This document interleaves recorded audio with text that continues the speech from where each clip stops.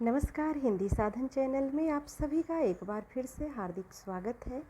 आज के इस वीडियो में अपना अपना भाग्य कहानी को हम पढ़ने वाले हैं। अपना अपना भाग्य कहानी के लेखक जैनेंद्र कुमार हैं और इस कहानी को उन्होंने 1931 ईस्वी में लिखी थी। जैनेंद्र जी की यह कहानी वातायन कहानी संग्रह में संकलित है। यह कहानी संवाद शैली में लिखी गई है और इस कहानी में 3 पात्र हैं। एक प्रमुख पात्र जो 10-11 साल का बालक है और दूसरा कथानायक यानी स्वयं लेखक और तीसरा जो पात्र है वह है लेखक का मित्र यानी कथानायक का मित्र। जैनेंद्र कुमार एक मनोवैज्ञानिक कथाकार और निबंधकार है और वे प्रेमचंद्र परंपरा के प्रमुख साहित्यकारों में से एक हैं। इन्होंने अपनी उच्च शिक्षा काशी विश्वविद्यालय से प्राप्त की थी और सन 1921 ईस्वी में इन्होंने पढ़ाई छोड़कर गांधीवादी विचारधारा से प्रभावित होकर असहयोग आंदोलन से ये जुड़ गए और नागपुर में राजनीतिक पत्रों में संवाददाता के रूप में इन्होंने कार्य किया। इनकी प्रथम कहानी खेल विशाल भारत पत्रिका में प्रकाशित हुई। सन 1929 ईस्वी में इनका पहला उपन्यास परख प्रकाशित हुआ, जिस पर उन्हें हिंदुस्तान अकादमी का पुरस्कार भी मिला। जैनेंद्र कुमार जी की भाषा सहज है और उनकी भाषा कहीं कहीं गंभीर भी हो गई है। उनकी भाषा में अरबी, फारसी, उर्दू, अंग्रेजी आदि के मुहावरे और कहावतों का भी प्रयोग हुआ है। अब एक नज़र डालते हैं इनकी महत्वपूर्ण रचनाओं पर। इनकी कहानी संग्रह में फांसी, जय संधि, वातायन, एक रात, ध्रुव तारा, दो चिड़िया। इनके उपन्यास है सुनीता, त्यागपत्र, कल्याणी, सुखदा आदि। अब कहानी के सार तत्व पर नज़र डालेंगे। लेखक अपने एक मित्र के साथ नैनीताल घूमने गए।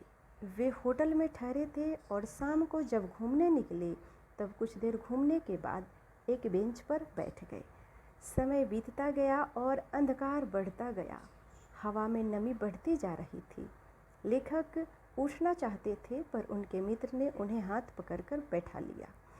इतने में अंधेरे कोहरे में चलता हुआ एक 10-11 साल का लड़का नंगे सिर नंगे पैर केवल एक कमीज पहने चला जा रहा था। वह अपना सिर खुजला रहा था। उसका रंग गोरा था पर मैल से वह काला पड़ गया था। वह केवल अपने वर्तमान को देख रहा था, दुनिया से बेखबर चला जा रहा था। लेखक के मित्र ने उसे आवाज़ लगाई। उसने पूछा कि वह कहाँ जा रहा है, पर वह कोई उत्तर नहीं दे सका क्योंकि उसका कोई गंतव्य नहीं था। वह किसी दुकान पर नौकर था। मालिक उसे 1 रुपया देता था और जूठा खाना। उसे मालिक के सभी काम करने पड़ते थे। घर से गरीबी के कारण वह भाग आया था। वह दुकान पर सोता था। आज दुकान के मालिक ने उसे नौकरी से हटा दिया। इसी कारण उसके पास न तो सोने के लिए कोई स्थान था और न ही खाने के लिए भोजन। उसका गांव वहां से 15 कोस दूर था। उसके भाई बहन थे। माँ बाप भूखे रहते थे। ना वहाँ काम था, न खाने के लिए कुछ था। उसी गांव में उसके एक साथी जिसके साथ वह भाग आया था, उसके साथी को उसके मालिक ने इतना मारा कि वह मर गया। लेखक तथा उसके मित्र को बालक की इस स्थिति पर दया आई। उसे अपने साथ वहाँ ले गए जहाँ उनके एक वकील मित्र ठहरे हुए थे। वकील साहब को एक नौकर की आवश्यकता थी। इसी कारण लेखक और उनके मित्र उसे नौकरी दिलवाने उसके पास ले गए। वकील साहब ने उस लड़के को अपने यहाँ नौकर नहीं रखा क्योंकि उन्हें पहाड़ी लड़कों पर विश्वास नहीं था। लेखक के मित्र निराश होकर होटल से बाहर आ गए। बालक की सहायता करने के लिए लेखक के मित्र ने बहुत प्रयत्न किया, पर वह सफल ना हो सके। उन्होंने उसे कल आने के लिए कहा। तेज ठंडी हवा चल रही थी। ठंड के मारे बालक के दांत बज रहे थे। उसके पास एक कमीज के अलावा कोई और कपड़ा न था। वह वहाँ से अंधेरे में गुम हो गया और वे दोनों मित्र गर्म वस्त्रों का आनंद लेने होटल की ओर चल पड़े। दूसरे दिन वह बालक लेखक के होटल पर नहीं पहुंचा। दोनों मित्र उसकी प्रतीक्षा कर रहे थे। अंत में होटल से निकल पड़े। मोटर में सवार होने लगी तो उन्हें ठंड से मरने की खबर मिली। समझ गए कि वह बालक जो पिछले रात उन्हें मिला था, सड़क के किनारे पेड़ के नीचे ठिठुर कर मर गया। रात में उसके मुंह, छाती और मुट्ठियों पर बर्फ की चादर बिछ गई थी, जैसे वही उसका प्रकृति द्वारा दिया गया सफ़ेद ठंडा कफन हो। लेखक और उसके मित्र बच्चे की मृत्यु के लिए किसी को दोष न दे सके। उन्हें लगा कि बालक अपने दुर्भाग्य के कारण सोने के लिए कोई स्थान न पाकर भूख और सर्दी से ठिठुर कर अपने घर से दूर असमय ही मर गया। सभी लोगों ने उसे देखा और सोचा, अपना अपना भाग्य होता है। अब आइए कहानी के उद्देश्य पर चर्चा करते हैं। अपना अपना भाग्य के द्वारा लेखक जैनेंद्र कुमार ने सामाजिक विषमता का चित्रण किया है। समाज में गरीब और लाचार बालकों का शोषण दिखाना लेखक का उद्देश्य है। 10 वर्षीय 2 बालक भूख और गरीबी के शिकार होकर अपने घर से भागते हैं और अंत में समाज के शोषण के कारण मारे जाते हैं। लेखक ने इस कहानी में यह भी स्पष्ट कर दिया है कि जिसकी अपनी सामाजिक पहचान न होगी, वह यूं ही शोषित होकर अपनी पहचान के अभाव में कहीं कोई अच्छी नौकरी न पाएगा और अंत में मारा जाएगा। लेखक ने सामाजिक असमानता के प्रति यथाकथित बुद्धिजीवियों की उपेक्षापूर्ण उदासीनता एवं असमर्थता की मनोवृत्ति पर भी तीखा व्यंग किया है। लेखक और उसका मित्र असहाय और बेबस बालक के प्रति अपनी जिज्ञासा तो प्रकट करते हैं, लेकिन जब उसकी मदद करने का समय आता है तब वे अपनी हृदयहीनता और अमानवीयता का परिचय देते हैं।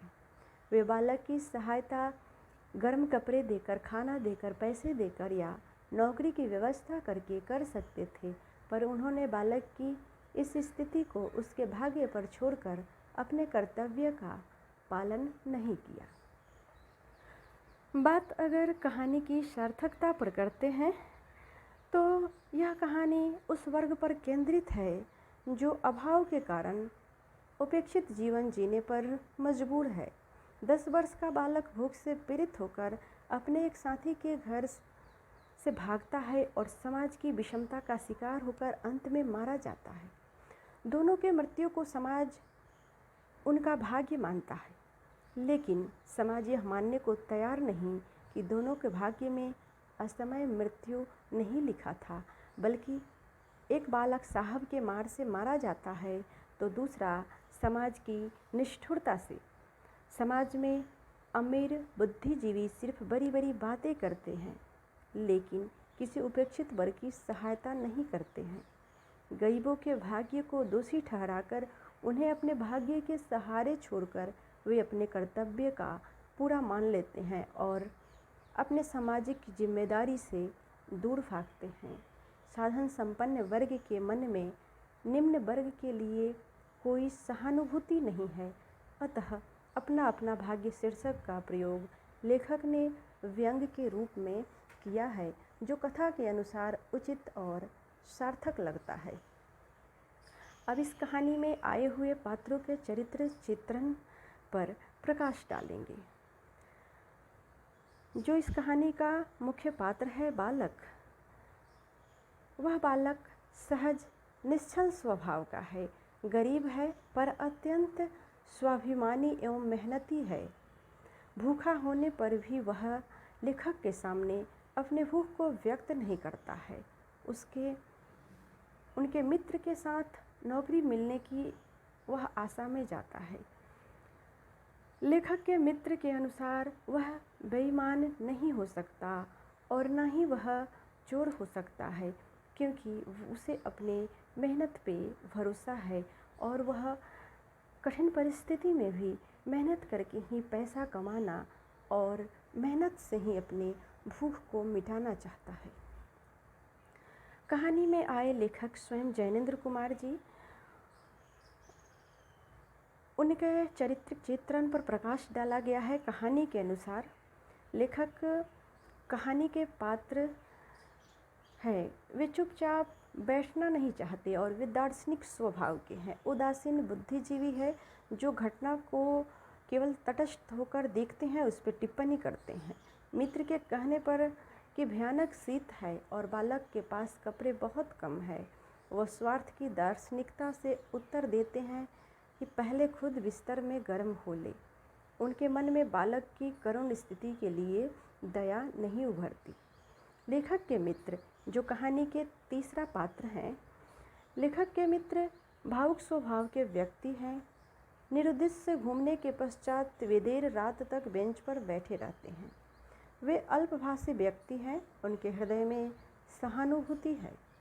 बालक को फटी हुई कमीज में नंगे पैर और सिर देखकर उनके मन में जिज्ञासा उभरती है। वे परोपकारी और परसहायक भी है। बच्चे को नौकरी दिलाने का प्रयत्न करते हैं। उनकी इंसानी प्रकृति के विषय में अच्छी परख है, इसीलिए वे वकील मित्र के पास बालक को लेकर जाते हैं और उसके संबंध में कहते हैं कि यह बालक बेईमान नहीं हो सकता। वे लेखक की तरह ही एक उदासीन बुद्धिजीवी है, पर लेखक की अपेक्षा अधिक सक्रिय है। वे बालक की सहायता कर सकते थे, उसे रात में सोने भर की जगह दिलवा सकते थे, उसे अपना कोई कपड़ा भी दे सकते थे, परंतु वे कुछ नहीं करते और बालक को उस भयंकर ठंड में कल के लिए आने के लिए कहकर चैन की नींद सोने चले जाते हैं। तो इस कहानी में आज यहीं तक, मिलते हैं अगले वीडियो के साथ। वीडियो देखने के लिए आप सभी को बहुत बहुत धन्यवाद।